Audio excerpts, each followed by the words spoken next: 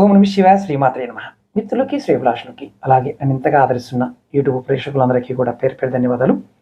మిత్రులరా, మీ అందరికీ పరాదేవత ఎల్లవెల్లా మీతో ఉండి మీ మనోవాంఛ నెరవేర్చాలని మనస్ఫూర్తిగా కోరుకుంటున్నాను. ఈ షార్ట్ వీడియోలో దానం ఎలా ఇవ్వాలి, ఎలా తీసుకోవాలి, ఈ విషయం గురించి షార్ట్ వీడియో తెలుసుకుందాం. దానం అంటే వస్తువులపై ఇష్టాన్ని వీడి ఇచ్చేది, మనకున్న ఇష్టాన్ని వదిలేసి ఇచ్చేది. ధర్మం అంటే ఉదాహరణకి మంచినీటి బావులు, దేవాలయ నిర్మాణాలు, స్కూల్ కట్టించడాలు, అన్నదాన సత్రాలు కట్టడాలు, ఇట్లాంటివన్నీ ధర్మాలు. అలాగే సూర్యచంద్ర గ్రహణాల సమయంలో ఇచ్చే దానం మహాపుణ్యఫలాన్ని ఇస్తుందని గరుడ పురాణం చెప్తుంది. అలాగే కర్కటక, మకర సంక్రమణం సమయంలో ఇచ్చే దానం వల్ల శాపదోషాలు తొలగిపోతాయి. చాలామంది అందుకనే సంక్రాంతి సమయంలో పెద్దలకి పెడుతూ ఉంటారు. అలాగే ఇచ్చే దాత తూర్పు ముఖంగా కూర్చోవాలి. ఇచ్చే దాత తూర్పు ముఖంగా కూర్చోవాలి.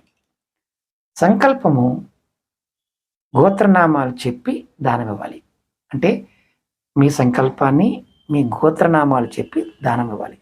తీసుకునేవారు ఉత్తరానికి అభిముఖంగా కూర్చోవాలి. అంటే దక్షిణ వైపు వీపు పెట్టి ఉత్తరం వైపు ఉండాలి.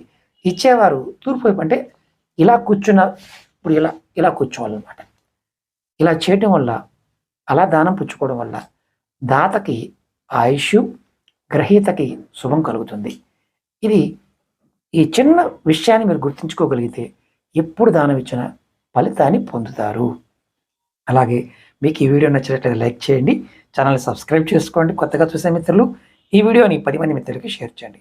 మీకు ఏదైనా సమస్యలు ఉన్నాయా, జాతక సమస్యలు, తంత్ర సమస్యలు, మంత్ర సమస్యలు, వాస్తు సమస్యలు, ఇలాంటి ఏదైనా సరే సమస్యల గురించి తెలుసుకోవాలి, మీ జాతక పరిశీలన చేయించుకోవాలనుకునేవారు వీడియో డిస్క్రిప్షన్లో నెంబర్ ఇచ్చాను, 9440593655. ఈ నెంబర్కి కాంటాక్ట్ చేసుకోవడం, మీరు అపాయింట్మెంట్ తీసుకోవచ్చు. ఓం నమ శివాయ, శ్రీమాత్రే నమః.